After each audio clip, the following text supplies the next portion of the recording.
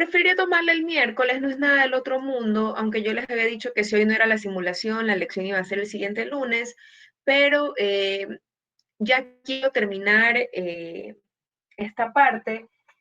Tuvo un pequeño desajuste, se acaba un poco el término. Yo les había comentado que íbamos a tener un invitado en nuestra clase, pero lamentablemente ustedes saben que actualmente todos estamos muy sujetos a que ocurra lo extraordinario, que ocurra algún evento que nos impida estar en alguna otra situación, y eso fue lamentablemente lo que ocurrió ahora.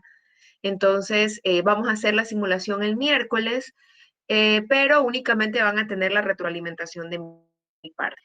El caso, prometo enviarlo y créanme que he estado con bastantes cosas, inclusive de la misma universidad, eh, justamente, especialmente por este tema de pasar las calificaciones y todo. Eh, la clase de hoy vamos a ver una primera parte de Derecho de Asociación en el Sector Público. Les he subido en la plataforma el acuerdo ministerial que lo regula. Adicionalmente está agregado en una ley reformatoria del año 2017, sí, en la LOCEP. Entonces la LOCEP igual ustedes la pueden descargar, es mucho más fácil de poderla ubicar. Entonces vamos a ver una primera parte de derecho de asociación en el sector público y una segunda parte de disolución de las asociaciones sindicales. Eh, Se mantiene el grupo de los 6 chicos para hacer la simulación de audiencia el día miércoles. Eh, Quiero contarles un poco el caso, voy a leerles hasta donde está e igual explicarles lo que va a contener adelante un poco para que si los chicos tienen alguna duda, la puedan hacer ahora y los demás del curso puedan saber más o menos de qué va a tratar la simulación. Entonces les indico, igual reitero, hoy se los subo a la plataforma y se los envío al correo. Mediante acuerdo ministerial número tal, se constituyó el Sindicato de Trabajadores de la Compañía El Sol S.A. con domicilio en Guayaquil. Al momento de constituirse, el sindicato contaba con un número de 50 trabajadores afiliados. Recordemos, entre paréntesis, que el número de trabajadores para un sindicato es de 30, independientemente de la totalidad de trabajadores que tenga la empresa. De conformidad con los estatutos del sindicato, alerta, estatutos, la Asamblea General tiene la facultad de adoptar decisiones trascendentales, tales como la disolución de la organización. En tal sentido, la Asamblea General Ordinaria de Socios del Sindicato de Trabajadores de la Compañía Sol S.A., reunida el día 10 de marzo del 2020, contó con la presencia de 6 socios que representan la totalidad de sus miembros. Punto importante, reiterar, tenía 50 miembros, se constituyó con 50 y actualmente tiene solo 6.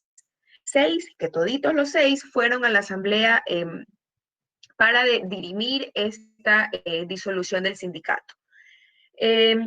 Quienes resolvieron por unanimidad la disolución del sindicato de trabajadores, fundamentando la reducción del número mínimo de afiliados y, por tanto, la imposibilidad de alcanzar los fines de la organización. Ese en síntesis es el caso. Yo lo que tengo que completar es con los lineamientos de qué van a basar, en qué se van a basar. Es importante que eh, se indique cuál es la base legal, y verán que cuando leí el caso hice énfasis en ciertas cositas, cuál es la base legal y dónde, además del código, yo voy a encontrar fundamento de derecho. El propio caso les dice dónde están los fundamentos de derecho, solo que hay que leerlo bien. Eh, Preguntar si habría que notificar al Ministerio de Trabajo, preguntar qué pruebas se pudiera agregar, preguntar si este tipo de casos siempre pudiera ser controversial o definitivamente es un tema más de solemnidad ante el juez. Por ahí van a ir las preguntas, entonces, para que ya se vayan familiarizando, especialmente los chicos que van a hacer la simulación. Igual, si una vez que reciben el caso les genera preguntas, les rogaría que los chicos de la simulación respondan a la cadena de mails que yo les voy a incluir, porque la pregunta de ustedes puede ser también pregunta de otro de los miembros del grupo esto de los 6. Bueno, dicho esto, ¿tienen alguna pregunta del caso? Igual, insisto, se los voy a enviar por correo y lo voy a subir a la plataforma para que lo puedan revisar una y otra vez. Bueno, vamos a avanzar. Hoy hay algunos temas importantes.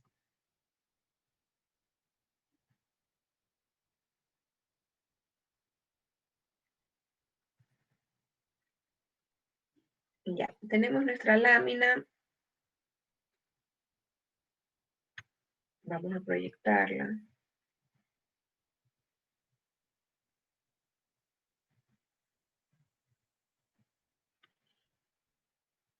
Ahí está. Derecho de asociación en el sector público. Vamos a revisar las directrices que rigen a las asociaciones para servidores públicos y revisar su aplicación práctica. Ay, gracias. Ya, ahí estamos. Bueno, como les decía, vamos a ver el tema del derecho de asociación en el sector público. Un paréntesis importante, recordar que nosotros siempre referimos a temas de personas bajo contrato de trabajo, salvo ciertas especificaciones puntuales como la clase de hoy. Entonces, en la clase de hoy nos vamos a alejar por un momento y solo por esta clase, esta parte de la clase, nos vamos a alejar de personas bajo código de trabajo y vamos a pensar en personas bajo el régimen de la LOCEP. ¿Por qué he considerado importante agregar ya desde hace algunos semestres esta unidad al sílabus? Porque yo sé que muchos de ustedes son servidores públicos y el día de mañana pudiera trabajar también en el Departamento de Talento Humano de una entidad pública. Y es importante conocer este tema. Listo, lo que vamos a ver hoy es para personas bajo el régimen de los CEP. En las entidades públicas que conocen, tenemos personas bajo el régimen de trabajo y personas bajo el régimen de los CEP. Hoy vamos a ver personas bajo el régimen de los CEP en entidades públicas.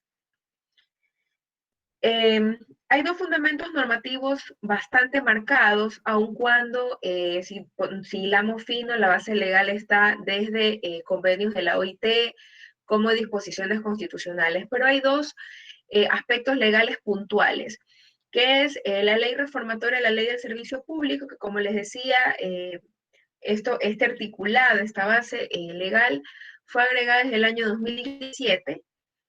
Y también tenemos el acuerdo ministerial que está aquí en referencia. Ese es el que yo le subí ya al CEF y está disponible ahí para que puedan reforzar el estudio con esa base legal.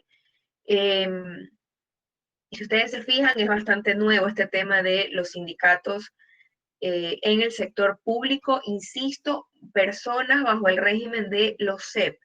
Trabajadores de entidades públicas, eso también ha existido desde hace tiempos inmemorables.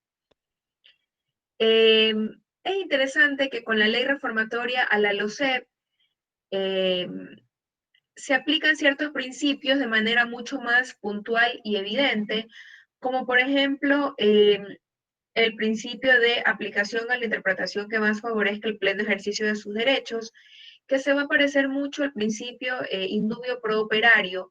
Hay una aplicación muy similar a este principio, pero ya no va a ser pro operario, sino pro servidor público. Reconoce esta ley reformatoria, la LOCEP, el derecho de asociación de los servidores públicos, que insisto, hasta antes del 2017 no estaba regulado en nuestro ordenamiento jurídico. Existe también la posibilidad de otorgar permisos a quienes ejerzan cargos directivos dentro de una organización sindical, y esto no es otra cosa que un reflejo de lo que ya tenemos en el Código de Trabajo de permisos sindicales para dirigentes de un sindicato, de un comité de empresa en una empresa privada. Es ni más ni menos que ese mismo permiso. Para gozar de tal permiso se deberá de presentar a la autoridad nominadora un plan de trabajo. Y aquí esto sí difiere de el derecho de asociación en el sector privado, porque en el sector privado no hay esta obligación de presentar un plan de trabajo. Lo que se busca aquí en el sector público es, como la mayoría de las entidades públicas brindan un servicio público, lo que se busca es que no se suspenda o que se pueda cubrir el puesto con algún otro servidor y no se deje de atender a los usuarios o a quienes requieren de el servicio de determinada institución. Y evidentemente también ustedes saben que en el sector público hay mucha más rigidez al momento de controlar asistencias. No sé si alguno de ustedes ha sido servidor público o es servidor público actualmente. A los servidores públicos, 99% de las entidades públicas me atrevería a decir que marcan con un biométrico antes de la pandemia. Eh, Hay también este tema de las listas flash, que en cualquier momento del día delegados de talento humano pasan por los puestos de los servidores públicos tomando listas. Eh, E inclusive en algunos de los casos puede personal del Ministerio de Trabajo acercarse a las entidades públicas a revisar la asistencia de los servidores. Como inspectora de trabajo fui siquiera unas 3 veces a distintas entidades públicas a controlar asistencias. Y se exige que la autoridad nominadora remita reportes en caso de que me invento, de que Mercedes Pérez no está en su puesto de trabajo. Ah, Mercedes Pérez no está en el puesto de trabajo, entonces muéstrame el soporte de dónde está. Si tiene permiso médico, si tiene permiso de lactancia, permiso de estudios, el permiso que fuere, muestre el soporte. En este caso, el soporte sería el plan de trabajo que habrían ya presentado en su momento a la autoridad nominadora. Insisto, esta obligación de presentar el plan de trabajo no existe en empresas privadas, aunque pudiera ser una buena práctica que se podría ir implementando, pero insisto, no es obligación legal. Aquí no vamos a ahondar en el tema del sumario administrativo, únicamente para quienes no estén familiarizados con este procedimiento sancionador. Decirles un poco para ponerlos en contexto, el sumario administrativo es un procedimiento, como les digo, que sanciona a los servidores públicos independientemente de la modalidad contractual que ellos tengan, es decir, puede que tengan un contrato ocasional, puede que tengan un contrato, un nombramiento provisional, puede que tengan un nombramiento definitivo, que hayan sido ganadores de concurso. Cualquiera de estas 3 categorías, por decirlo de alguna manera categorías, cualquiera de estos 3 regímenes de servicio público pueden sustanciarle un sumario administrativo. Este sumario administrativo busca, por una parte, destituir a la persona del cargo, es decir, separarla de su cargo, y a su vez tiene una segunda consecuencia, que es inhabilitar a la persona para el ejercicio de un cargo público por 2 años. Con esta ley reformatoria para las leyes que rigen el sector público, se agrega la indicación de que los sumarios administrativos van a ser sustanciados por inspectores de trabajo. Antes, ¿qué pasaba? Los sumarios los sustanciaba la misma institución. Entonces, si usted trabajaba, me invento, en el Ministerio de Transporte, le sacaban un sumario administrativo y lo sustanciaban en el mismo Ministerio de Transporte. Ahora, esos trámites van hacia a las autoridades del Ministerio de Trabajo. Es un poco para también la misma entidad era juez y parte antes, ahora insisto, a las autoridades del Ministerio de Trabajo para un poco tener imparcialidad y poder asegurar los derechos del servidor público. Sin embargo, el sumario administrativo no es el único procedimiento sancionatorio que tienen los servidores públicos. A los servidores públicos también se les puede imponer multas o llamados de atención. ¿Por qué es importante conocer este tema de las multas que pueden ser impuestas o las sanciones que se les puede imponer a los servidores públicos? Porque las multas, como ven en la lámina, van a ser también, en un porcentaje, van a ser también remitidas a la organización van a ser remitidos a las asociaciones de servidores públicos. El 50% va a ser destinado a cubrir los fines de la organización. Por ejemplo, si uno de los fines es incentivar los cursos de capacitación, tal vez este 50% pudiera ir orientado a aquello. y el otro 50% va a estar enfocado a cubrir con los gastos de la organización. Por ejemplo, un gasto que tiene la organización va a ser pagar los honorarios del abogado, pagar servicios básicos del local donde se están reuniendo, etcétera. Entonces, si yo como servidor público me imponen, si a mí como servidor público me imponen una multa de hasta el 10% de mi remuneración, si una persona gana, es servidor público, no sé, 4, me parece que el servidor 4 gana $1,090. Eh, Se le impone una multa del 10% de la remuneración, estos ciento y pico de dólares van a ir directamente a la organización de servidores públicos y deberá de distribuirse en estos 50% y 50% como consta en la lámina. Verán que en el sector privado posición muy similar también sobre el destino de las multas que se le impone a los trabajadores. Eh, Tenemos estos derechos colectivos de los servidores públicos que, insisto, hasta hace algunos añitos no habían estos derechos como tal establecidos en la legislación ecuatoriana. El derecho de organización, que evidentemente iba junto con la libertad de organización, que ya como ustedes conocen, consiste tanto en que el servidor público pueda formar parte de una organización como que pueda también constituirla, que pueda crearla desde cero. Yo me reúno con cierta cantidad de compañeros, servidores públicos y organizo mi asociación de servidores públicos. Se da protección también a las organizaciones de servidores públicos, igual que ocurre con las organizaciones de trabajadores, y también existe la garantía de no discriminación. Y aquí es importante destacar que tal vez es muy complejo poder aplicar esta garantía de no discriminación para personas que tienen contratos ocasionales. Esto más va enfocado para personas que tienen nombramiento permanente, que no pueden evidentemente discriminarlas por el solo hecho de estarse asociando. ¿Desde cuándo las asociaciones de servidores públicos tienen personería jurídica? Esto está ya puntualmente en el acuerdo ministerial, que ustedes lo tienen en el CEF y lo pueden chequear. Desde el momento en que están inscritas en el registro correspondiente. ¿De dónde es el registro correspondiente? Del Ministerio de Trabajo.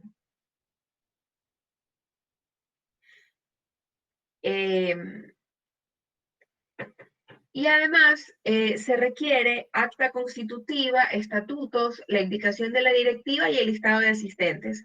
Todos estos requisitos que están en la segunda parte de nuestra lámina son, si ustedes recuerdan, exactamente iguales que los que se requiere para organizaciones en el sector privado. Ya habíamos hablado de qué deben de contener los estatutos, de la directiva, de la nómina de asistentes, es decir, todos estos requisitos es, insisto, muy similar al tema privado.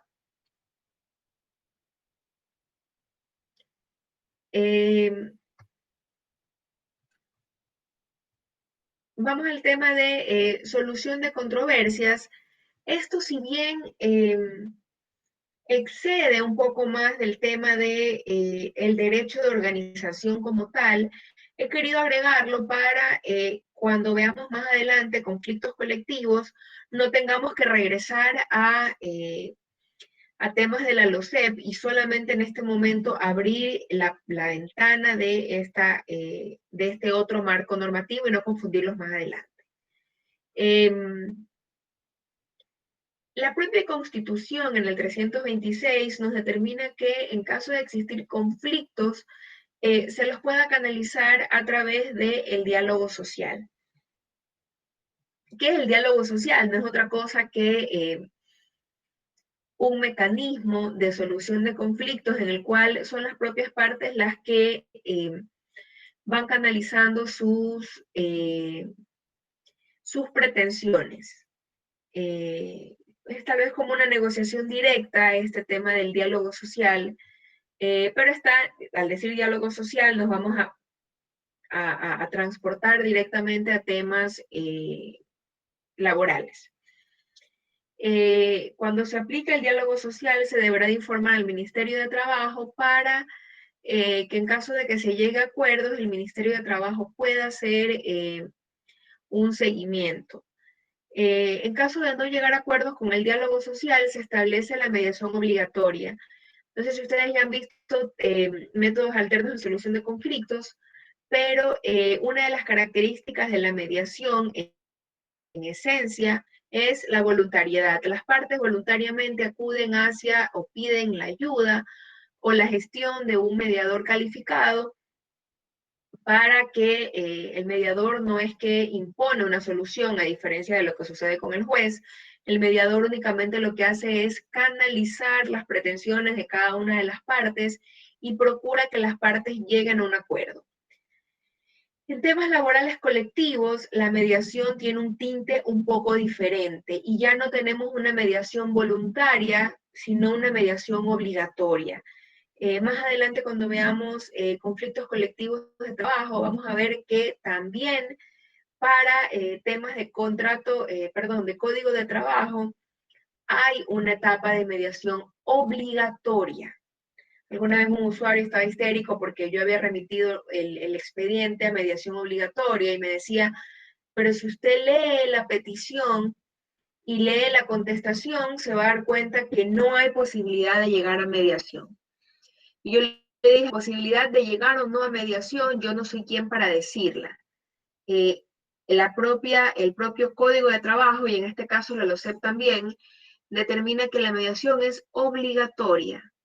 En todo caso, que sea el mediador el que levante un acta de imposibilidad de acuerdo y que me indique que definitivamente las partes, luego de 1, 2, 5, X cantidad de reuniones, no pudieron arribar a un acuerdo.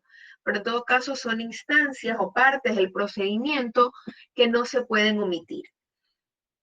Entonces, para recapitular, solución de controversias, posibilidad número 1, establecer un diálogo social, y posibilidad número 2, establecer una mediación obligatoria.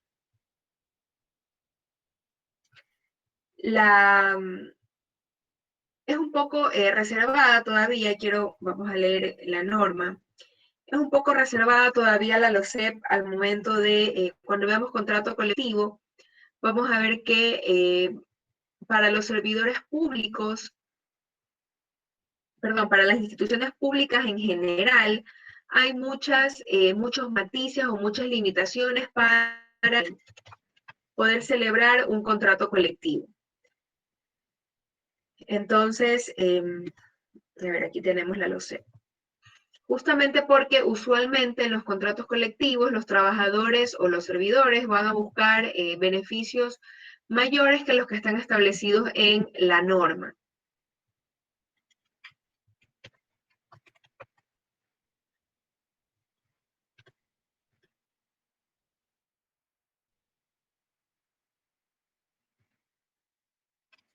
Ya, tenemos el artículo innumerado que sigue luego del 49, establece el derecho a organización de los, estamos en la LOCEP ahorita, el derecho a organización de los servidores públicos.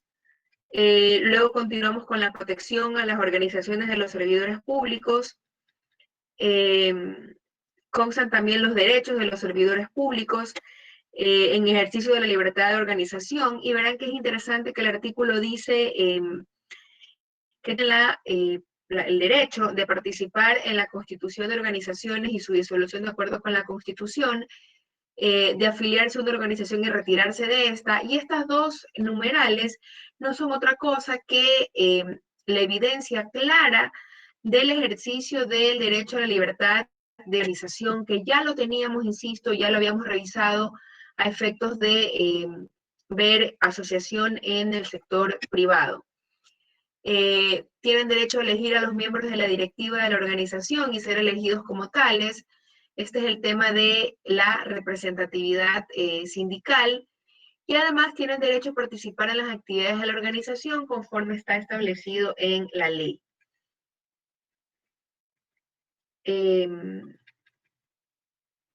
Si ustedes siguen chequeando la LOCEP, obviamente no vamos a leer cada uno de los artículos.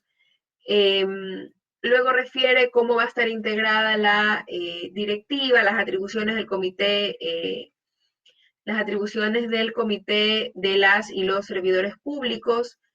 Existen también obligaciones de los dirigentes del comité, que si ustedes las revisan, son muy similares, insisto, por eso no me detengo en esto, son muy similares a las del sector privado, como por ejemplo, rendir cuentas, hacer uso responsable de los permisos concedidos. Eh, ¿Qué pudiera pasar, por ejemplo? Que un servidor público presente su plan de trabajo, que tenga el permiso, qué sé yo, que diga que tal día va a acercarse al Ministerio de Trabajo para gestionar X tema de la asociación. Eh, Puede ser que ese día el servidor público, eh, evidentemente, de manera evidente, haya, qué sé yo, que se hayan ido todos los miembros de la directiva a la playa y que hayan ese mismo día subido fotos, indicando que en vez de ir a hacer las gestiones correspondientes en el Ministerio de Trabajo, como estaba establecido, se han ido a la playa. Esta mal utilización de los permisos sindicales pudiera dar lugar, evidentemente, a un sumario administrativo y por tanto se pudiera destituir a esos servidores públicos. Entonces, mucho ojo con el uso que se le da a estos permisos sindicales. Si ustedes siguen leyendo el artículo 11, o sea, dice 11, pero es un enumerado igual en la LOCEP, eh, establece los requisitos de la junta en la cual ellos se han organizado, muy similar al sector privado, al igual que los estatutos, que es el artículo siguiente. ¿Qué dice, entre otras cosas, los estatutos?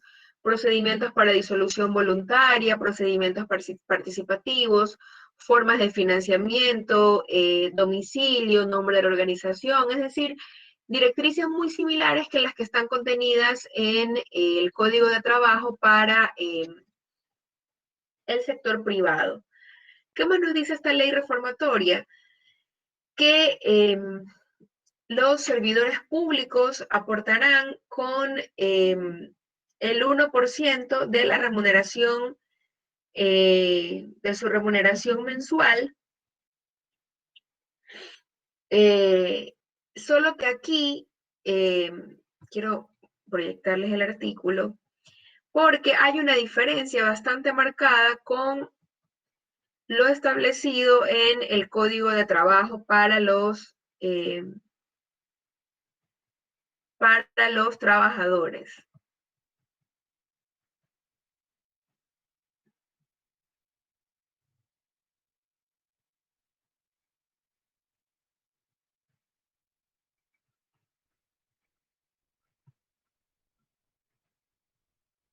Espérense que estoy tratando de proyectar.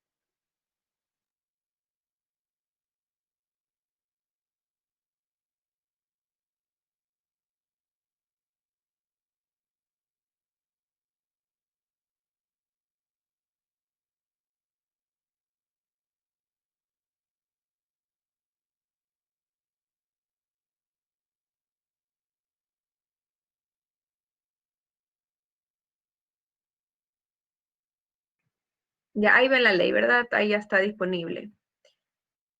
Entonces, ay, se perdió. Voy a ponerles el artículo.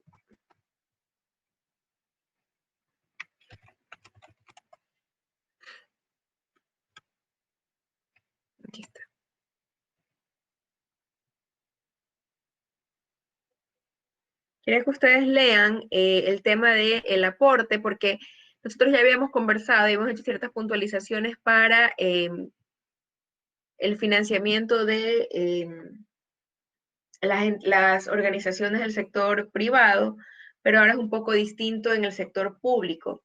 Tienen ahí el artículo, ¿verdad?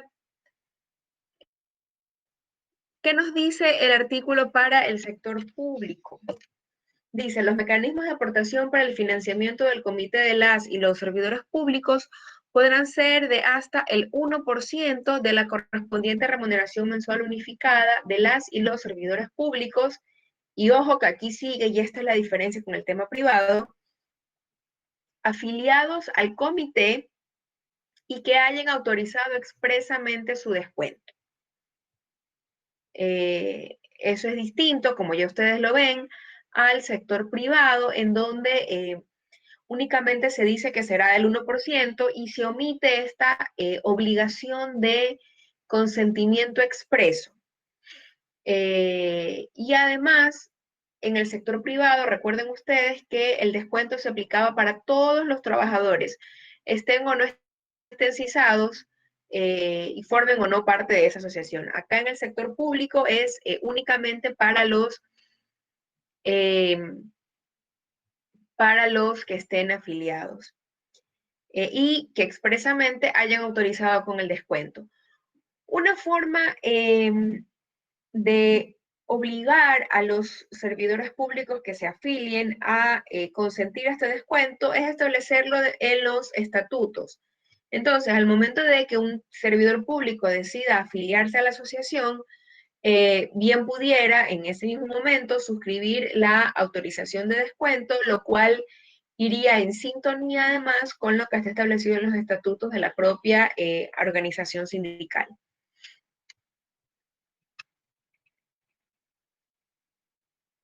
Aquí está el tema también del diálogo social que les había comentado hace un momento. Eso verán que está en concordancia con lo establecido en la Constitución del Ecuador. Este artículo de controversias, también el que estábamos chequeando ahorita,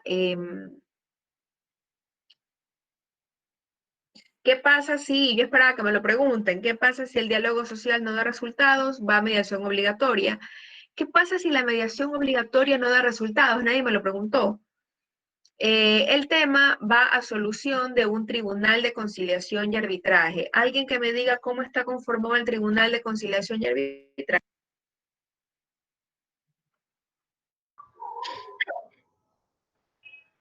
Ponce. ¿Cómo está? Está conformado por 3 vocales de la asociación, por 3 vocales de la parte empleadora de la empresa. Ya, Y acuérdense que yo había dicho que es como los deditos de una mano. Si tengo 3 de la asociación, 3 de la empresa y uno más, ya está mucho. 7, entonces son 2 y 1. Y el inspector. A ver, recapitule, porque le voy a poner lo que está hablando ahorita es su nota de elección. Recapitule, Ponce, para que se lleve el 10. Entonces serían 2 vocales de la asociación, 2 vocales de la parte empleadora y el inspector. Excelente. Yo siempre les digo a mis estudiantes que comparándolo con los dedos de una mano no hay pierde. Sin embargo, ya le voy a poner la nota a Ponce. Verán que las preguntas que voy a ir haciendo hoy día pueden ser consideradas para la elección, o sea, la nota ya para tener ya para la elección. Acostumbrémonos a decir 2 vocales designados por la asociación, 2 vocales designados por el empleador y la autoridad de trabajo que lo preside. No digamos 2 vocales del comité, porque luego se tergiversa y luego se entendería que son 2 trabajadores, miembros del comité, los que van a ser vocales. Y no es así en la práctica. Son 2 personas que los miembros de la asociación deciden. Por ejemplo, Ponce trabaja en una empresa o en una entidad pública y él tiene a su organización. Entonces, ellos tienen una controversia con su patrono, con su empleador, y tienen que designar vocales. Entonces, Ponce recuerda que su compañera Gómez y Pérez eran muy buenas en laboral colectivo y les dice, ¿sabe qué? Ayúdanos siendo vocal. Gómez y Pérez trabajan en otro lugar. Únicamente van a ser vocales en ese trámite sin que eso signifique que van a ser miembros del comité o del sindicato o de la asociación que fuere. Déjenme, ya aquí abrí mi lista.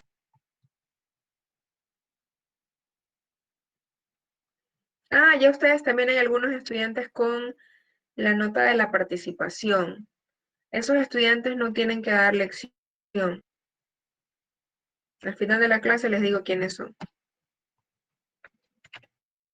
Y los 6 de simulación tampoco.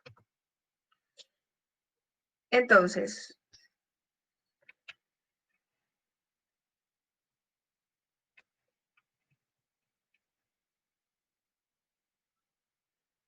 aquí está. En caso de persistir la controversia, va a ser sometido a un tribunal de conciliación y arbitraje que evidentemente va a estar conformado como está establecido en el Código de Trabajo.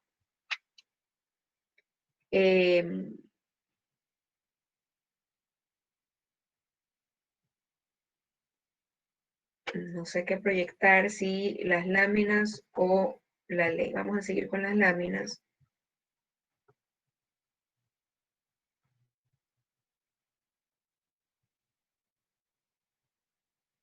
Ahí está. Se reconoce el derecho de huelga para los servidores públicos. Sin embargo, aquí les voy a pedir que revisemos el artículo 326 de la Constitución, me parece que es el numeral 14, 11, 14, está un poco adelante en los numerales del 326. Que veamos dices que da la propia Constitución para esta declaratoria de huelga. ¿Alguien que lea el 326 en la parte pertinente?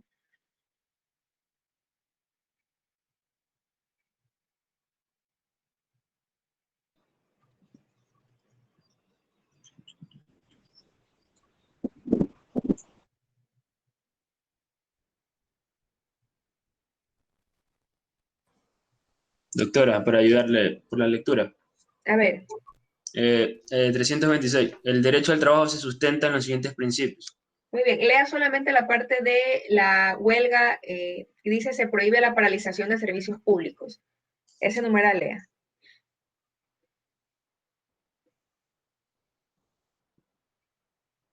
Los conflictos colectivos de trabajo. Se prohíbe numeral 15. Ya, muy bien. Se prohíbe la paralización de los servicios públicos de salud y saneamiento ambiental, educación, justicia, bomberos, seguridad social, energía eléctrica, agua potable y alcantarillado, producción hidrocarburífera, Hidrocarburífera. hidrocarburífera. ¿Qué es hidrocarburífera? De hidrocarburos, de minerías. Ok. De gasolina. Procesamiento, transporte, distribución de combustibles, transportación pública, correos y telecomunicaciones. La ley establecerá límites que aseguren el funcionamiento de dichos servicios. Ya, entonces, sí, hasta ahí es el artículo, el numeral, ¿verdad? Sí. Ya, muchas gracias, Wilcapi. Entonces, si bien es cierto, se reconoce el derecho de huelga de los servidores públicos, no es menos cierto, ya me parece que lo hemos comentado, que no se podrán paralizar servicios públicos. Les pongo un ejemplo un poco drástico. Imagínense ustedes, el día de mañana, tal vez los médicos de X hospital público de Guayaquil se asocian, tienen un comité de servidores públicos del hospital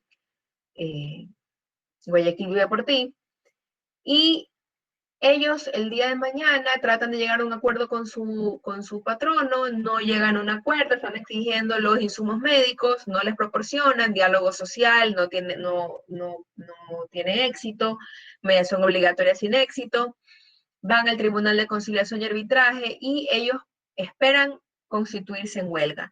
Ellos no pueden. ¿Por qué? Porque hay expresa disposición constitucional y si ustedes se fijan, son sectores sumamente sensibles. ¿Qué tenemos? Tenemos, por ejemplo, educación, tenemos educación, tenemos salud, tenemos temas de saneamiento ambiental. Es decir, son temas muy delicados y necesarios para, como que de primer orden, que no pudieran paralizarse.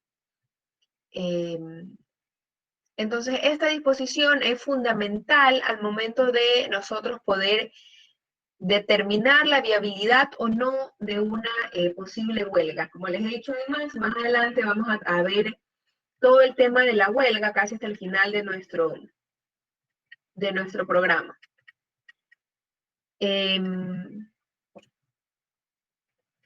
Ahora, ¿qué pasa como parte del trámite de huelga? Dice la propia ley reformatoria a la LOCEP que no se podrá declarar una huelga si antes no se ha derivado el proceso a mediación. Como ya lo vimos, hay mediación obligatoria. Y una vez que ha pasado mediación y definitivamente no ha tenido éxito la mediación, puede proceder la huelga siempre y cuando ocurra 20 días después de la notificación. Ya vamos a ver cuando revisemos huelga que en otros casos, o en el común de los casos, cuando un grupo de trabajadores espera declararse en huelga, constituirse en huelga, esto opera casi ipso facto. No quiero decir, en este momento el inspector me da la providencia y desde ahorita corre la huelga, porque una vez que se da la providencia declaratoria de huelga, se tiene que hacer un inventario de los bienes. Este inventario va a ocurrir el mismo día en un buen escenario, máximo al día siguiente declaratoria de huelga, y luego de eso ya se da la huelga en la práctica, es decir, la paralización en la práctica. En el sector público no ocurre con esta inmediatez. Insisto, en el sector privado tal vez no se dé el mismo día, pero en máximo 1 o 2 días ya opera de pleno derecho ya la huelga. En el sector privado no funciona de esta manera y hay que esperar 20 días desde la providencia declaratoria de huelga para que haya la paralización real de las actividades. Insistiendo que hay ciertos sectores, como ya lo vimos, que definitivamente no pueden, por expresa disposición constitucional, paralizarse. Importante, la huelga, y por qué es el terror de los empleadores. Mientras los trabajadores están en huelga, los trabajadores continúan percibiendo la remuneración. Eso, regla general, en huelga tanto en personas bajo el Código de Trabajo como bajo la LOCEP. Pero si la huelga es declarada ilícita o ilegal, es decir, que no siguió con los lineamientos establecidos en el Código, no procede el pago de la remuneración. Entonces es un poco delicado también esta constitución de huelga. Yo nunca he visto, como les decía, que servidores públicos de una entidad pública, valga la redundancia, esperen constituirse en huelga, ¿no? Nunca lo he visto en la práctica. Inclusive como les había comentado, inclusive para empresas privadas ya es muy poco común ver estos temas de las huelgas. Es posible, sí, porque está en la ley, pero insisto, ha perdido un poco la vigencia práctica. ¿Qué más tenemos en nuestra presentación? Ciertas disposiciones varias. Los servidores públicos van a poder iniciar un conflicto colectivo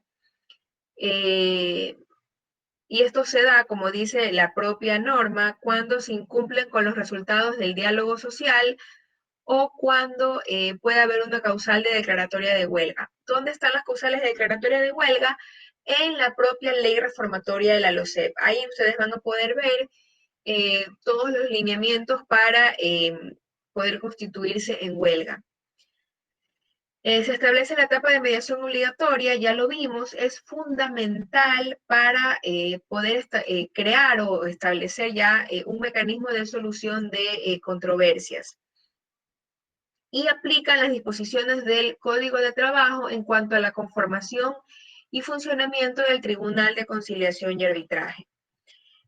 Aunque vamos a ver un poquito más adelante el tema del Tribunal de Conciliación y Arbitraje, para recapitular, por si acaso alguien se me haya olvidado, está compuesto por vocales principales y 2 suplentes designados por el empleador, 2 principales y 2 suplentes designados por los trabajadores, o en este caso por los servidores públicos, y la autoridad de trabajo que lo preside. Quienes no pueden formar parte de los tribunales de conciliación y arbitraje son personas que tienen interés legítimo en el proceso. ¿Quién va a tener interés legítimo? Aun cuando no es una concordancia que está expresamente determinada en el Código de Trabajo, yo me atrevo a concordarlo con el COGEP en cuanto a causales de excusa y recusación. ¿Por qué? Porque ese artículo del COGEP, que está en la parte inicial, no tiene sino la indicación de casos en los cuales se puede ver alterado el tema de la imparcialidad del juzgador. Recordemos que los miembros del Tribunal de Conciliación y Arbitraje pasan a ser juzgadores. A usted en un tema colectivo no lo va a juzgar una autoridad unipersonal, sino pluripersonal, que en este caso son los miembros del Tribunal de Conciliación y Arbitraje. Entonces, si por ejemplo esperan poner de vocal a la esposa de la autoridad nominadora, es evidente que la señora va a tener interés en la causa. Si se quiere poner a uno de los servidores públicos como parte de los vocales, es evidente también que va a tener interés en la causa. Entonces, los miembros del Tribunal de Conciliación y Arbitraje tienen que ser personas completamente ajenas al proceso. Usualmente van a ser amigos del abogado de las partes. Ojo, que tampoco se requiere, como yo les había dicho, ser abogados para poder ser miembros de tribunales de conciliación y arbitraje. Es más, no se requiere ningún tipo de título académico. Un estudiante pudiera ser miembro de un tribunal de conciliación y arbitraje. ¿Qué se va a aconsejar en la práctica? Que sean abogados especializados en temas colectivos. Y enfatizo especializados en temas colectivos porque imagínense, es como que a mí, por ejemplo, me pongan a ver un tema penal, va a ser muy poco tal vez lo que yo pueda aportar porque no es muy fuerte el tema penal. Es muy parecido a que poner a una persona como miembro del Tribunal de Conciliación y Arbitraje. El miembro del Tribunal de Conciliación y Arbitraje no es el abogado de los trabajadores y no es el abogado del empleador. Yo estuve en tribunales en los cuales decían, yo estoy defendiendo los intereses de mi representada. No, no tiene representada. En ese tema puntual, en esa causa puntualmente, no hay intereses de la representada.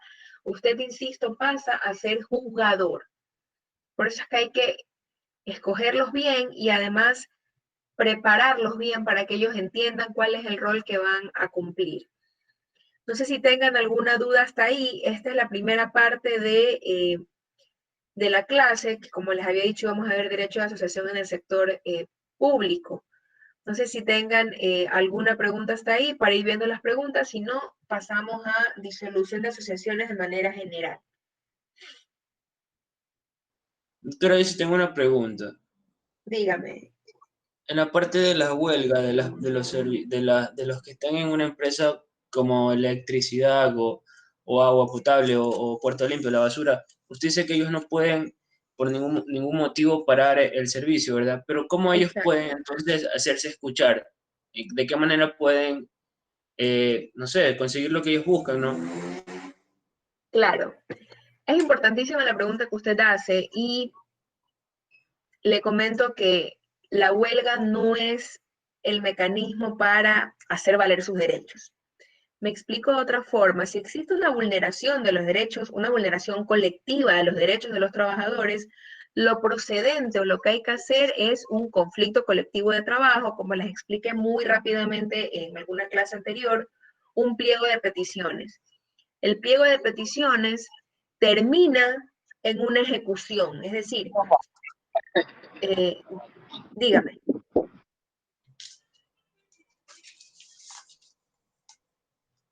Wilcapi, ¿va a decir algo? No, yo no estoy hablando. Ah, ya.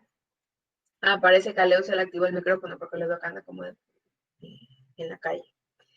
Les decía que este conflicto colectivo de trabajo termina en un fallo. Imaginémonos que el fallo es favorable para los trabajadores, fallo de segunda instancia. No hay casación, entonces el de segunda instancia es lo último en etapas que usted puede llegar. Y luego, si tiene obligaciones cuantificables, se designa un perito liquidador y él va a decir, bueno, en virtud de este pliego de peticiones, el empleador está obligado a pagar la suma de $1 millón para los trabajadores. Para hacer eso, no hace falta hacer huelga. La huelga se da, y veo que a ustedes les mueve mucho, o les llama mucho la atención el tema de la huelga. Revísense las causales de huelga que están en el Código de Trabajo por el artículo 500, algo 520, por ahí más o menos. ¿Cuándo se da una huelga? Por ejemplo, cuando iniciado un conflicto colectivo, el empleador empieza a sacar maquinarias de la empresa. Imagínense que es una empresa, una acería, y el empleador empieza a sacar, no sé, los tornos, empieza a sacar las retroexcavadoras, empieza a sacar X máquina. Todas esas máquinas representan dinero. Entonces, sacar las máquinas da a entender que el empleador, en el caso de tener una sentencia en su contra, un fallo en su contra, porque lo que hacen los tribunales es decidir, es juzgar, no cumpliría porque ya está disponiendo de los bienes. En escenarios así procede la huelga. Cuando también no procede la huelga, cuando el empleador no contesta. Entonces ahí, no contestas, entonces nos paralizamos para ver si así te pones pilas con el conflicto colectivo. Insisto, no hace falta, yo les conté a ustedes que yo estuve ejecutando un pliego de peticiones que tenía una cantidad importante de dinero a favor de los trabajadores, y ellos nunca se constituyeron en huelga. No hizo falta, insisto, constituirse en huelga. ¿Cuál es el riesgo de la huelga? Si se la declaran ilícita, el mismo tribunal pueden no pagarle la remuneración. Entonces es muy delicado como abrir esa posibilidad de que no le pague la remuneración en algún caso hipotético. No sé si ahí esto quedó claro. ¿Tiene otra pregunta? No, sí. Gracias. Muy bien. ¿Alguien tiene alguna abogada, otra pregunta? una preguntita, sí. Buenas tardes, abogada. Una pregunta. En el caso, o sea, tomando un poquito la pregunta, la incógnita que tenía aquí el compañero Wilcapi, que habló de lo que es el área de lo que la recolección de basura, Puerto Limpio, y poniendo un poquito lo pasado en lo que sucedió hace poco, en lo que es el asunto de la medicina. Los médicos, las enfermeras que querían hacer huelgas, querían paralizarse, ellos también aplicarían el pliego de petición. Si es que ellos se asocian, ellos pudieran también hacer un pliego de peticiones conforme lo estamos viendo ahorita en las leyes reformatorias de la LOCEP. Insisto, en la práctica yo nunca lo vi. Recordemos que esta reforma fue en 2017 y 2018. Yo estuve en la inspectoría hasta el año pasado. El año pasado yo no tuve ningún caso de conflicto colectivo de servidores públicos. Ojo, que pudiera haber. Pudieran hacerlo, sin embargo, ese conflicto colectivo no va a poder acarrear una huelga, no va a poder desencadenar en una huelga porque hay expresa disposición constitucional de que ellos no pueden paralizarse. Ok, muchísimas gracias, abogada. Ya. Ojo que a ver, en la práctica, yo sería muy cautelosa de presentar un pliego de peticiones en contra de una entidad pública. ¿Por qué? Les cuento una experiencia, y esto era un comité de empresa de trabajadores, pero de una entidad pública. Y ellos estaban tratando de cobrar los valores desde el año, no recuerdo si 2004 o 2014, pero en todo caso hasta el 2019, yo era en ese pliego de peticiones, yo era secretaria, por suerte no era quien lo ejecutaba. Tenían ya el fallo a su favor, tenían todo. Imagínense, tenían años, y pregúntenme cuánto habían logrado cobrar. 0.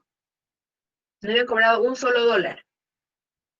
Y los trabajadores estaban desesperados porque decían, al abogado hay que pagarle, obviamente, porque ha hecho su trabajo, pero no nos han pagado todavía y tenemos el fallo a nuestro favor.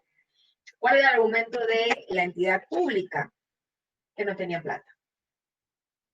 ¿Qué fue lo que se recomendó en su momento? Que no sé al final del día cuál habrá sido el efecto. Se recomendó remitir el tema a la Contraloría. Yo creo que la Contraloría es una de las pocas instituciones a las que las instituciones públicas le tienen terror. ¿Por qué? Porque le pudieran imponer alguna glosa a la máxima autoridad de la entidad por no haber hecho ninguna gestión para poder ir pagando esos valores a los trabajadores. Se pudiera entender tal vez el no pago si, por ejemplo, tienen un fallo este año y yo pretendo que paguen este mismo año. Ustedes saben que las entidades públicas se manejan con un presupuesto, entonces, ya pensando bien en la entidad pública, yo dijera, bueno, sí, tal vez este mismo año no me puedes pagar porque se te excede tu presupuesto, pero en todo caso, la gestión que puede hacer la máxima autoridad es ponerlo en el presupuesto del año 2021 para que ya esté ese valor y el próximo año se pueda pagar, pero tampoco 5 años. Entonces, es muy complejo el tema del sector público, es muy difícil. Además que ustedes saben que de manera general el Estado es complejo. Ojo, no por eso es imposible, y justamente esa complejidad lo hace un poco más interesante también. Digo ser cautelosos porque tienen que prepararse mucho mejor que para una entidad privada, lo cual vuelve, insisto, mucho más interesante también porque van a estudiar un poquito más. ¿Tienen alguna otra pregunta de esta parte?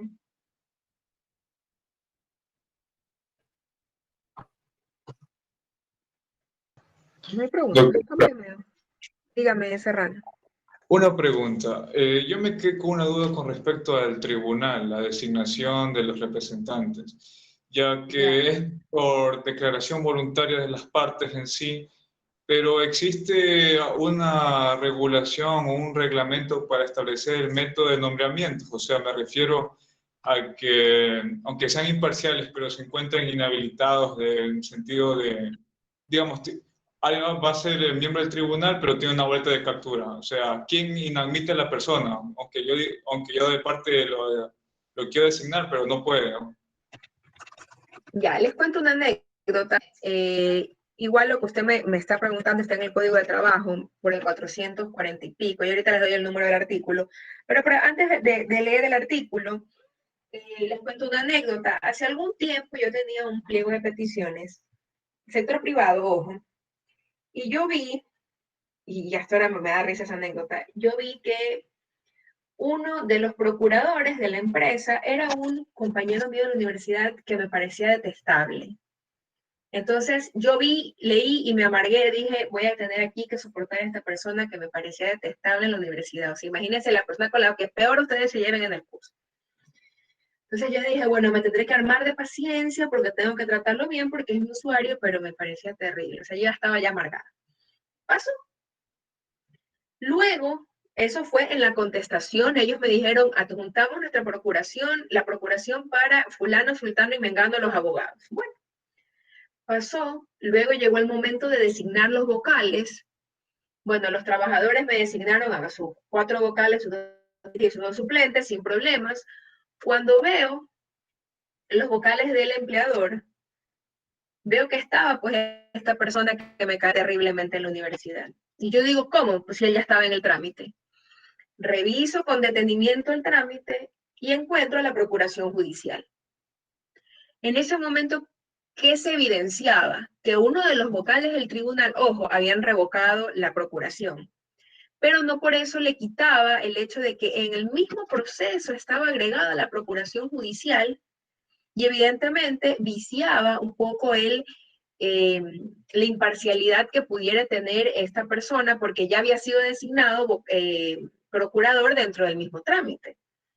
Entonces, como autoridad de trabajo, lo que hice fue rechazar tal designación porque la persona tenía interés en la causa, que se evidenciaba porque a fojas tanto estaba la procuración judicial, que si bien es cierto estuvo revocada, pero en su momento esta persona ya tuvo interés en este proceso y que se ordenaba a la empresa designar otro vocal en su reemplazo.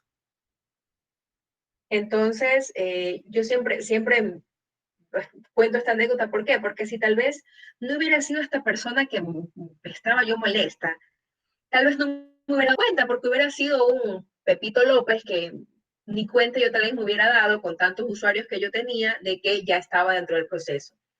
¿Qué pudo haber pasado, por ejemplo? Y eso también ya es mucho de la astucia también que tengan los abogados. Imaginémonos que yo no me daba cuenta, que era una persona X de la vida y que yo no me daba cuenta que ya tenía interés en la causa de este vocal. Ahí viene la acuciosidad, el detalle del abogado de la otra parte. ¿Por qué? Porque si no, el abogado de la otra parte hubiera podido revisar el proceso y decir, oiga, inspector de trabajo, aquí hay alguien que ya tiene interés en la causa, en consecuencia debería denegarse su designación. Es decir, levantar la alerta para que la autoridad rechace la designación. Igual quiero indicarles el número del artículo. Cuando veamos pliegos de peticiones y reclamación colectiva de trabajo, vamos a hablar un montón de esto. Pero para no quedarnos con la duda, vamos a ver el artículo 473 y 474. Primero vamos a leer el 474. Dice, el Tribunal de Conciliación y Arbitraje estará compuesto por 5 vocales, el inspector de trabajo quien lo presidirá, 2 vocales designados por el empleador y 2 por los trabajadores, y los suplentes serán 2 por cada parte. Entonces, pero como yo les había dicho, 2 de cada uno. Segundo inciso, no pudieran ser vocales del tribunal quienes tuvieran interés directo en la empresa o negocio o en la causa que se tramita. En caso de transgresión, el culpable será sancionado con las penas establecidas en el prevaricato. Ojo, la prohibición de que alguien sea miembro de un tribunal de conciliación y arbitraje no viene por lo que usted decía, por ejemplo, el tema de la boleta de captura. Sí, tal vez lo inhabilite por alguna sanción que se le haya impuesto a raíz de ese proceso, pero desde el punto de vista laboral no hay ninguna prohibición en tal sentido. No sé si me explico. La prohibición de ser vocal viene por el interés que puede tener en la causa. Entonces, aquí, cuando yo era inspectora, decía, bueno, ¿cómo yo sé quién tiene interés en la causa? Porque puede sonar que alguien tiene interés, pero para mí la mejor forma de poder canalizar eso era haciendo la concordancia, insisto, con la disposición del COGEP sobre causales de excusa y recusación, que si ustedes lo leen, creo que es el 20, el COGEP está al inicio. Que si ustedes lo leen, ¿qué nos dice? Cónyuge que tiene que haber fallado en una causa similar, me parece, haber sido abogado, es decir, plantea una serie de requisitos que pueden representar la excusa o recusación del juez. Aquí debería aplicarse lo mismo. ¿Por qué? Porque los tribunales de conciliación y arbitraje son juzgadores, como yo les estaba comentando. Solo para cerrar esta idea, 473 del Código de Trabajo dice que en caso de que las partes no designen vocales o que los nombrados no se posesionaren, ya vamos a ver que hay un término para que se posesionen, la designación la hará la autoridad que conozca el asunto. Entonces, Se les da el tiempo a las partes para que designen a los vocales, los principales y 2 suplentes, pero puede ser que una de las partes no los designe. Si no los designa, el inspector de trabajo o el director de trabajo, si es que es segunda instancia, los designa de oficio. Entonces yo el día de mañana pudiera decir, ¿sabes qué? No tengo vocales, las partes no los designaron, yo designo a tales personas. Ya vamos a ver qué hacer, de dónde saca el inspector posibles vocales. Pero esas son las disposiciones que tenemos en el código de posible prohibición para que alguien sea miembro del Tribunal de Conciliación y Arbitraje. Insisto, no hay mayores requisitos. Lo dice, obviamente se entiende que tiene que ser mayor de edad, en pleno ejercicio de sus capacidades mentales, pero no me exigen, insisto, una preparación profesional determinada. No sé si ya está respondido Serrano, si tiene alguna otra pregunta o si otro estudiante tiene preguntas. Importante pregunta, Ponce, si son remunerados. Déjenme darles el número del artículo. El director regional de trabajo es el que fija el valor que se le deberá de pagar. Sin embargo, de ello, suelen ser también las propias partes quienes les paguen a sus vocales. Alguna vez yo le pregunté al abogado, no me acuerdo si era patronal o empresarial, ¿no? La verdad es que no me acuerdo. Le pregunté por curiosidad cuánto cobraban los vocales y me dijo que el honorario creo que era de unos $3,000 o $4,000. Y ya vamos a ver, si bien es cierto, ellos resuelven la causa, no la resuelven solos y tienen que ir solamente a 2 audiencias. Entonces no es que tampoco se mata trabajando, como quien diría, ¿no? Quiero darles el número de ese artículo.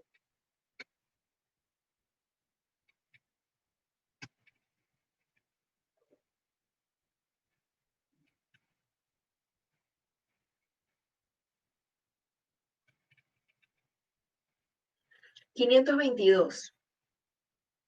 Dice, el director regional de trabajo regulará los honorarios que deban percibir los miembros y el secretario de los tribunales de conciliación y arbitraje de primera instancia y de los peritos que hubieran intervenido, señalando el porcentaje que cada parte debe pagar, siempre con criterio favorable para los trabajadores.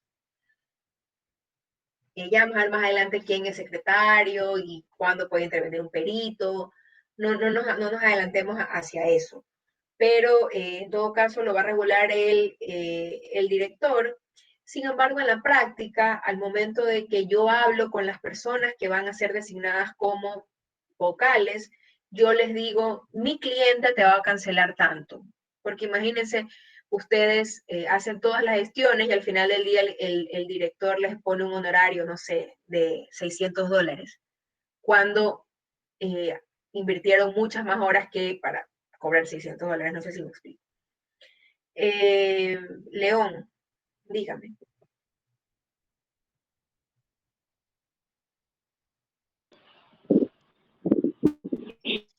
Abogada, ¿cómo está? Buenas tardes. Una pregunta, lo que pasa es que me conecté un poquito tarde. No sé si habrá comentado, quiero saber de cuántas personas se conforman las asociaciones para los servidores públicos. Igual que para el sector privado. El mismo número se mantiene. Sí. Igual. Exactamente. Ok, lo único que noté fue lo que indicaba que era lo del descuento. Sí, el descuento es diferente. Acordémonos que en el sector privado no tengo que contar con la autorización de descuento. En el sector público sí. Se cobra solamente a los afiliados que hayan autorizado el descuento.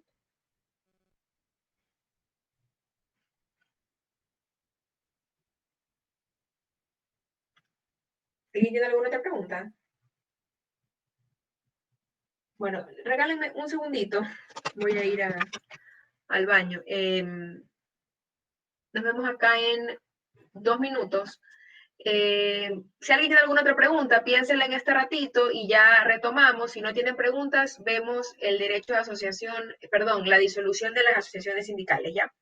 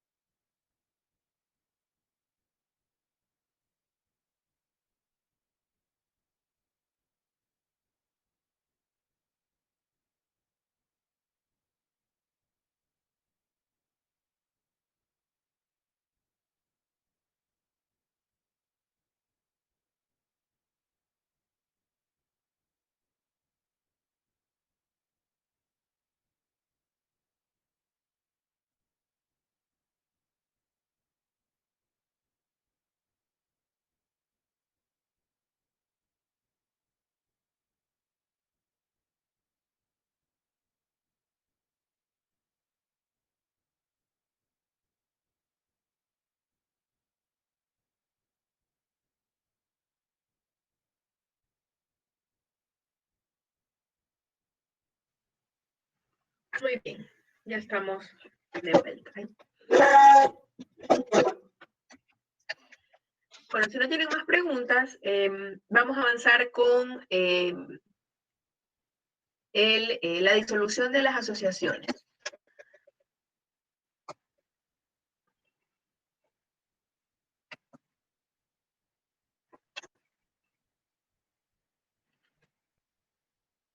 Esta es una presentación bastante cortita, que ya hemos venido conversando un poco, y realmente esta parte la vamos a recapitular también con la simulación de audiencias que vamos a hacer el día miércoles.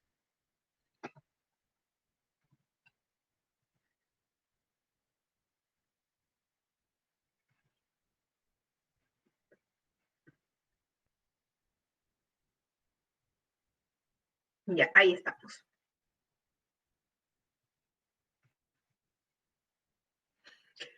Ya, ¿qué es esto de la extinción de las asociaciones?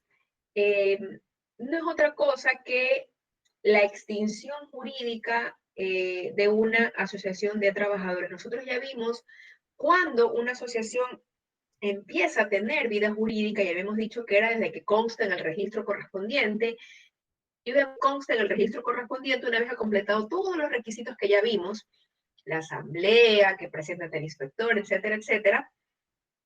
Entonces ahora lo que vamos a ver es cuándo deja de existir jurídicamente hablando. Entonces, este vínculo que se había creado, esta asociación que se había creado con personería jurídica propia, se extingue, se destruye el vínculo jurídico que existía entre los miembros de la asociación.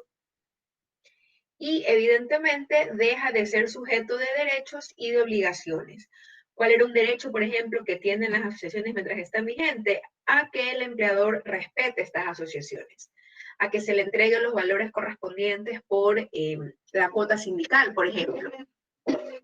Y desde este momento ya dejan de, insisto, de ser sujeto de derechos y de obligaciones.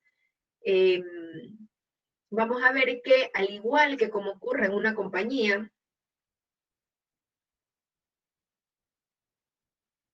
no entiendo qué quiere que le envíe el correo.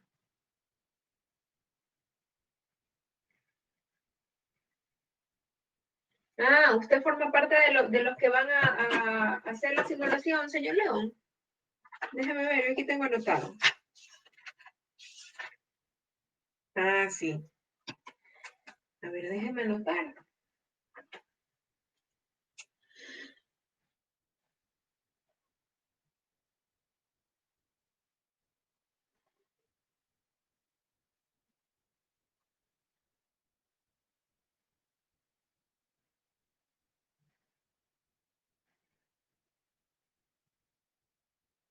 Verán que para el día miércoles deberán de activar la cámara, por si acaso.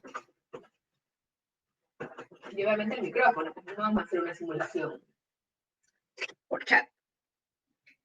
Solo por si acaso me digan, no, eso. Ya le copié el correo, señor León, no se preocupe. Hoy sin falta les envío. Tengo esa tesis nueva, 350 páginas tienes de locos. Pero está bastante bien hecha la tesis nueva que estoy chequeando, pero revisé a 350 páginas. Es un poquito fuerte, pero lo bueno es que también es de temas sindicales, entonces estamos leyendo sobre lo mismo. Entonces, como les decía, se extingue ya jurídicamente el vínculo que hay entre los miembros de la asociación. Ojo, ellos siguen siendo trabajadores. Si yo estaba en dos asociaciones y solamente se extingue una, yo sigo formando parte de la otra asociación. No quiere decir que porque una se extingue, se deba extinguir necesariamente otra. Puede ser que se cada una y que en la empresa persistan 2, 3, X cantidad de asociaciones que estén todavía vigentes. Hay dos tipos de disolución, sin embargo, en cualquier caso, es decir, hay dos partes o dos momentos en los que se hace la disolución. Sin embargo, en cualquier caso, se debe de hacer el trámite ante un juez. Yo les había dicho que estamos medio peleados en nuestra materia con los jueces. Sin embargo, este es uno de los ejemplos en los cuales sí tenemos que contar con la autorización, más que nada, de un juez. Estos procedimientos no suelen ser mayormente contradictorios, porque lo que se va a hacer ante el juez, ¿qué es? Darle la solemnidad a la disolución. Y esto, como yo les había comentado en su momento, es un requerimiento de la propia OIT.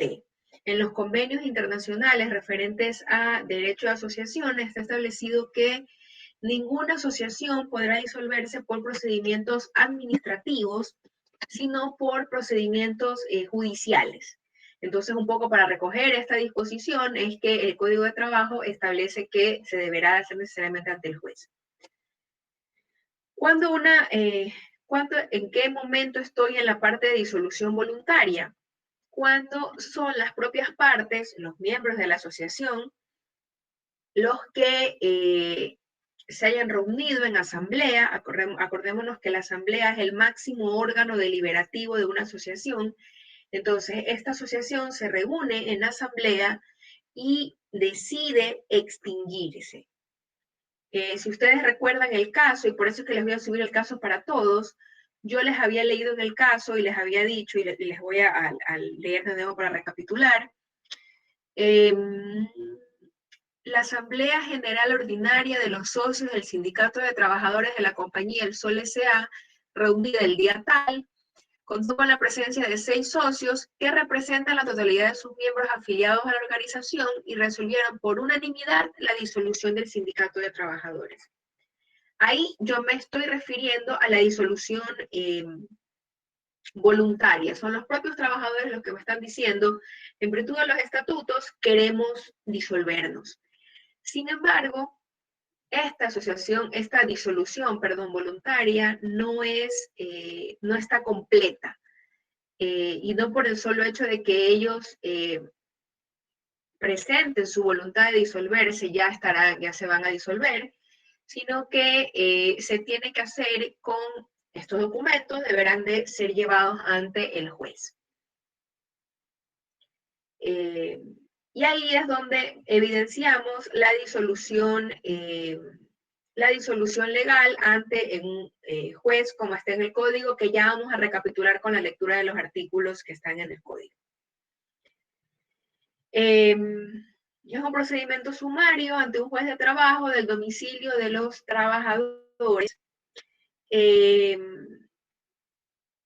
Los trabajadores que propongan la suspensión deberán ser sus representantes legales y deben presentar prueba de ser efectivamente sus representantes. ¿Cómo presento esta prueba? Y ojo, especialmente para los que tienen que hacer la simulación. ¿Qué prueba yo voy a tener de que soy representante legal de una organización? Mi nombramiento. Las organizaciones de trabajadores tienen sus nombramientos inscritos en el Ministerio de Trabajo. Yo muchas veces les he comparado una organización de trabajadores con una compañía. Entonces, ustedes tienen el nombramiento del gerente general inscrito en el registro mercantil. Igualito es en una asociación de trabajadores. Tengo el nombramiento que va a estar inscrito en el Ministerio de Trabajo. Inclusive el ministerio hace una resolución y ahí consta todos los nombres de los miembros de esta asociación de trabajadores. Y ahí dice, fulano de tal es secretario de Actas y Comunicaciones, mengano secretario de Defensa Jurídica, etcétera, etcétera, todos los cargos de los trabajadores. Y además, evidentemente, con la cédula de identidad. Tengo nombramiento más cédula, esos son mis habilitantes. Y se deberá de presentar un acta que justifique que la resolución fue tomada por mayoría. Únalo con el caso que estamos viendo, el caso que vamos a hacer la simulación. Yo que les dije, hay 6 miembros y ellos representan a la totalidad. No hace falta que haya unanimidad y totalidad, basta con que haya sido tomado por mayoría. Es una mayoría simple, ojo.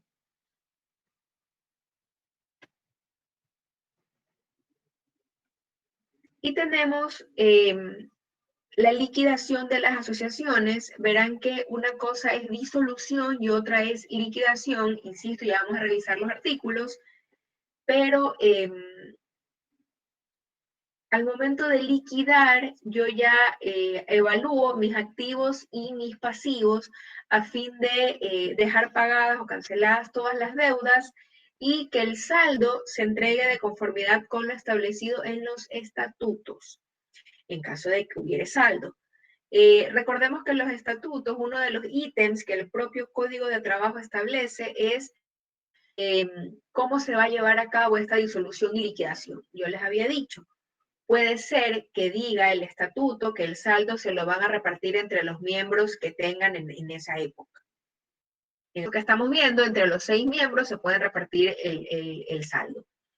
Se puede entregar obras de beneficencia, se puede entregar a X confederación de trabajadores, es decir, lo que los trabajadores quieran, lo que los trabajadores hayan establecido expresamente en los estatutos al momento de constituirse.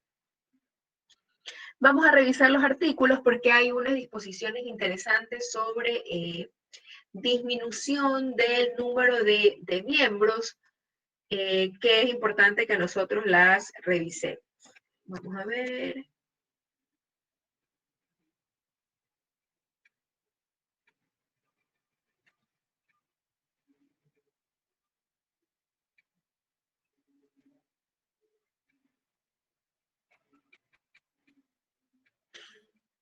Ya, vamos a ver a partir del 464, vamos a leer esos 3 artículos. 464. No es causa de disolución del comité de empresa el hecho de que, ya constituido, el número de sus miembros sea inferior al fijado en el primer inciso del 459. ¿Qué nos dice el 459? Este artículo nos va a decir que se va a requerir un mínimo de 30 trabajadores. Entonces, puede ser que una vez constituido el comité, ojo, el comité o la asociación, puede ser que tenga un número inferior a 30 trabajadores. Y eso no va a ser causa de disolución. Imagínense ustedes, puede ser que el empleador no lo haya despedido, pero puede ser que se haya muerto. Se murieron 2 trabajadores y había 31 trabajadores en el comité, en el sindicato, perdón. Ya no hay más de 30 porque murieron 2, tengo solamente 29 trabajadores. Ya estamos constituidos. El hecho de tener estos 29 trabajadores no es causal para que se disuelva. ¿Qué más nos dice el código? 465. Tampoco será causa de disolución del comité de empresa el que sus miembros queden reducidos a menos del 50% del total de los trabajadores de la empresa. Acuérdense que para para conformación de comité de empresa requeríamos el 50% más 1 del total. Y de ahí sigue. Sea cual fuere la causa de la reducción, puede ser incluso que los hayan despedido.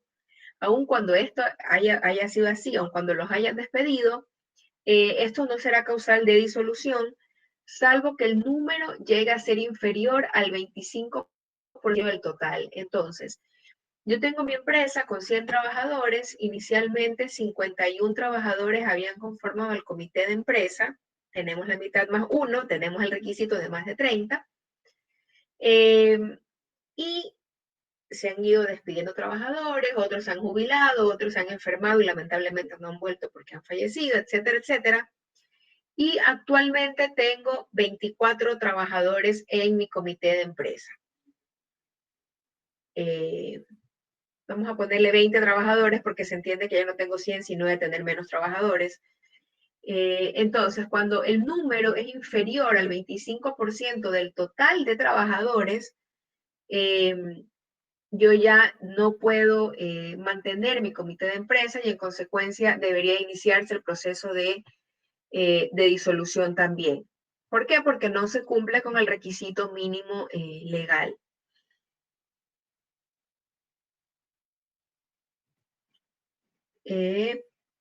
El 466 dice, los actos o contratos del empleador que fraccionaren la empresa o negocio no acarrearán la desaparición del comité. estoy haciendo una modificación societaria en la compañía y en consecuencia ciertos trabajadores van a pasar con todos sus derechos de antigüedad a la compañía A y los otros se van a quedar en la compañía B. Este tema de fragmentación poco va a acarrear la disolución del comité de empresa. Continúa el artículo en cuanto a las relaciones de los trabajadores individualmente considerados con el empleador anterior y con el empleador correspondiente por la subdivisión de empresas se sujetarán a las reglas generales, es decir, a las reglas que han estado establecidas en el propio Código de Trabajo. Claro, León, en la fusión es un poco diferente porque yo no fragmento, yo al contrario, yo uno. Usualmente ahí yo uno. Lo importante es que los trabajadores pasen a ser trabajadores, obviamente, de otra empresa en caso de fragmentación. Y ojo, no es ilegal hacer esto de que, están haciendo una modificación societaria y en todo caso mi empleador va a dejar de ser el Sol S.A. y va a ser Papelera Ecuatoriana S.A. Yo puedo hacer esta modificación siempre y cuando la empresa que recibe al trabajador suscriba un contrato de subrogación laboral. Me imagino que ya ustedes lo conocen. En este contrato de subrogación laboral, ahí no pasa nada, Pinos. O sea, ahí se entiende que siguen siendo trabajadores, ahí lo que pueden hacer o lo que deberían de hacer es una modificación de los estatutos, porque ya no se van a llamar Comité de Empresa de los Trabajadores del Sol S.A., sino de el Sistema Solar S.A. Pero no tiene ninguna consecuencia de fondo. Entonces les decía que este contrato de subrogación laboral se debe de firmar y se entiende que la empresa nueva, la que recibe el trabajador, subroga, valga la redundancia, a la empresa anterior en todos sus derechos y obligaciones de antigüedad. Inclusive en el IES hay una forma de hacer en la plataforma esta subrogación para que se sigan generando planillas, por ejemplo, de fondos de reserva, que es una de las preocupaciones cuando se hablan de antigüedad en los trabajadores. No sé si tengan alguna pregunta.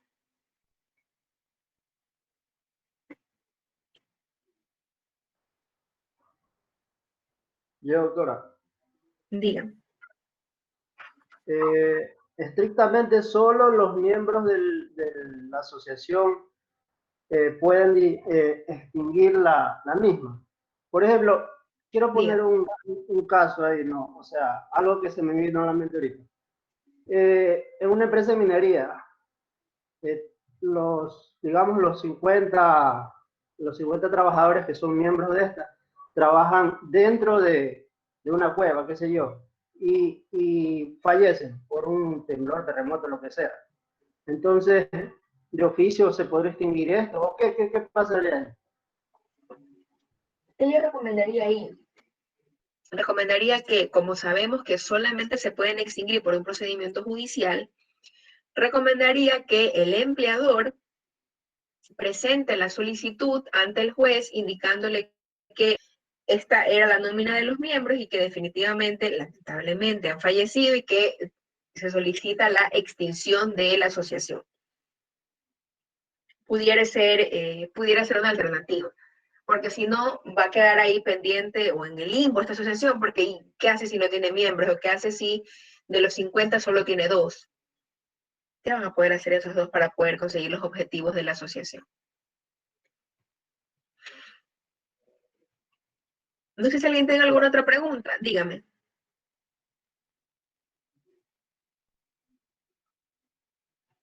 Si no tienen preguntas y si alguien se anima, pudiéramos adelantarnos con la lección, pudiera tomarle cosas que hemos visto hoy como para que no digan de que no estudiaron, de que ya se habían estado olvidando.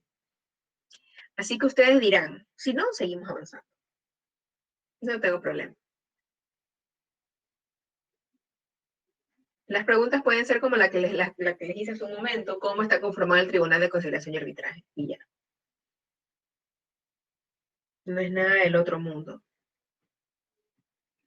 Les iba a decir quiénes tienen ya la nota de la lección porque han tenido participaciones buenas. el señor Castro, Gómez Peralta, Wilcapi, Pinos, Ponce, Santa Cruz y nadie más. Ellos no tienen que dar lección el miércoles. Los demás sí, entonces no sé si quieran de una vez darla ahora. Me imagino que lo están pensando.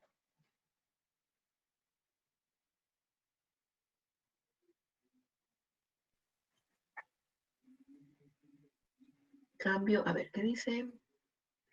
Cambio de título. No entiendo qué titularidad, no entiendo qué quiso decir. Cambio de...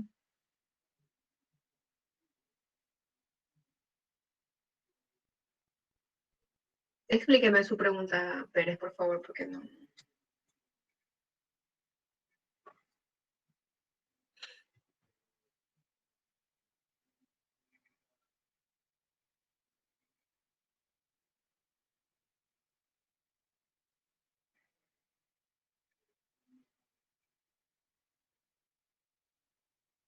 Pérez.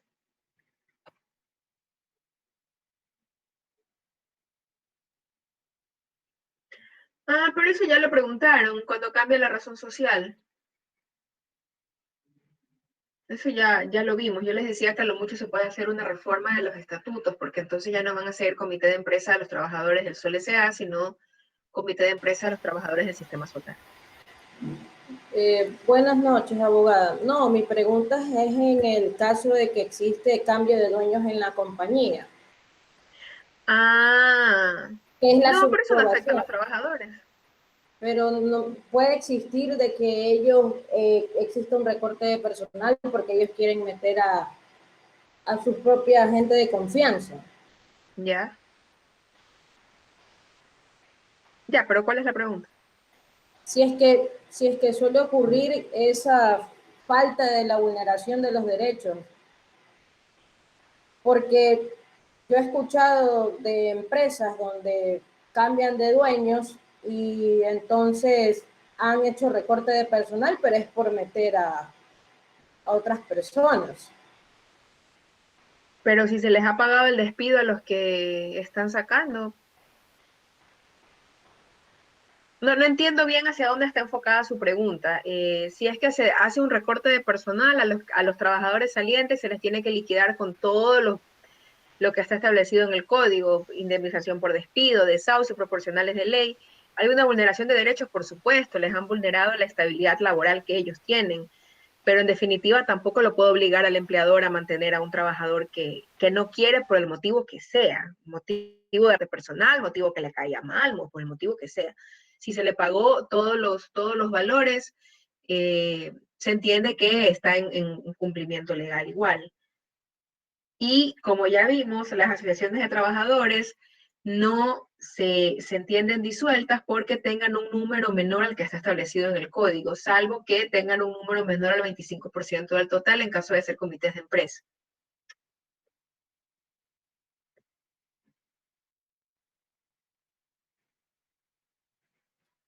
¿Hacia dónde va enfocada su pregunta, Pinos? No entiendo el qué pasa. Abogada, buenas noches. Buenas noches. La pregunta o la duda que tengo, por ejemplo, todos sabemos que cuando una empresa particular recibe un dinero, recibe ingresos del Estado, o sea, aportaciones del Estado, prácticamente vendría a constituir, se sobreentiende que esta empresa sería pública o sería Claro. de una financia mixta, ¿verdad? Correcto. Entonces allí el código de trabajo dejaría de aplicarse con estos trabajadores porque ya prácticamente la empresa sería pública o tendría mayor porcentaje público, se regiría por medio de la LOCEP o qué pasaría con Depende esta que asociación. yo les he dicho en alguna clase pasada que las empresas públicas tienen tanto trabajadores como servidores públicos que están bajo la LOCEP, que dependerá qué diga el propio estatuto de la empresa pública, porque así lo determina la ley de empresas públicas. Pero independientemente si están bajo el Código de Trabajo o bajo la LOCEP, se van a poder asociar de conformidad con lo que vimos hoy.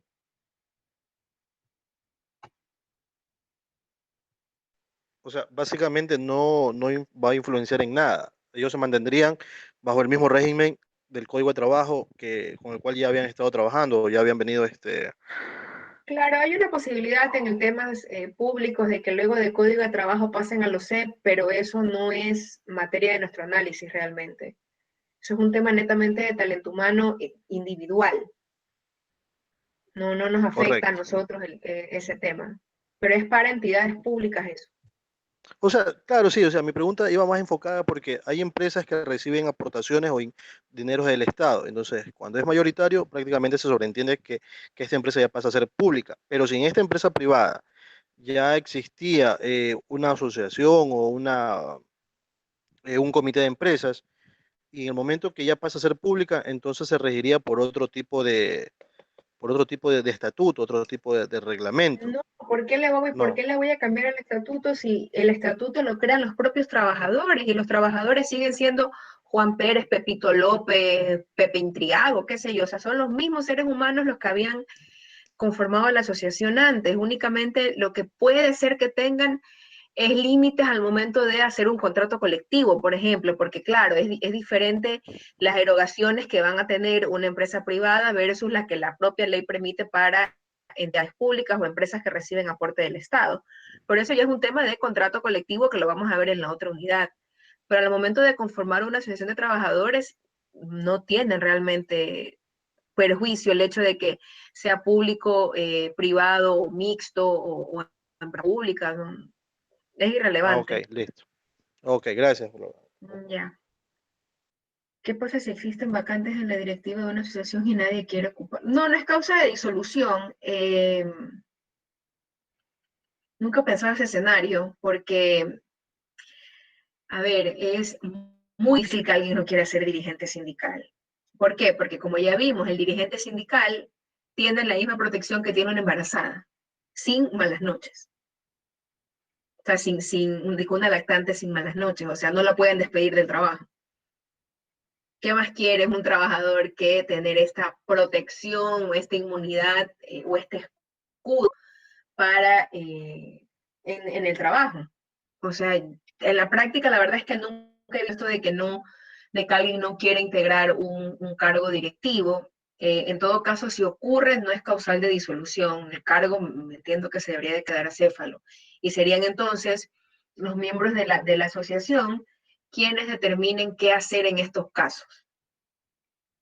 Pero insisto, es como que yo les diga, quién quiere ser exonerado? Y nadie quiera. O sea, es como que, uy, no, me da miedo. Uno por lo menos va a decir yo quiero, por no decir todo.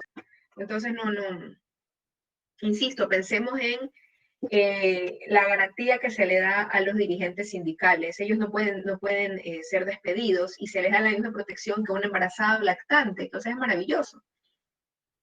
Y si los despiden pueden ser reintegrados, tienen indemnizaciones adicionales, entonces es muy atractivo. De hecho, muchas veces se tergiversa este tema de las organizaciones sindicales porque las crean no para perseguir todos los fines que hemos visto que son maravillosos, no, sino que las crean para tener esta inmunidad y que no puedan ser despedidos así fácilmente los trabajadores. Bueno, ¿alguien tiene alguna otra pregunta?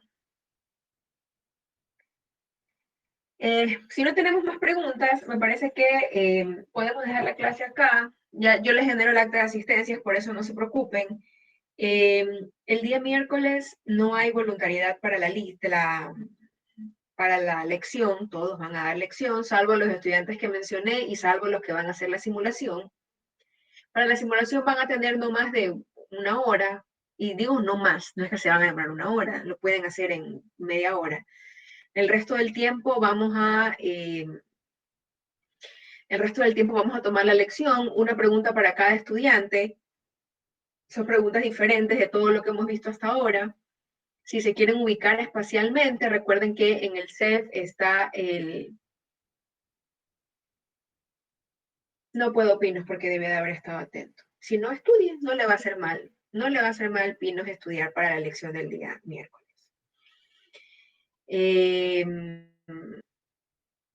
Les decía que pueden revisar el sílabus que está en el CEF al inicio, antes de las semanas está el ¿cómo se llama? El sílabus.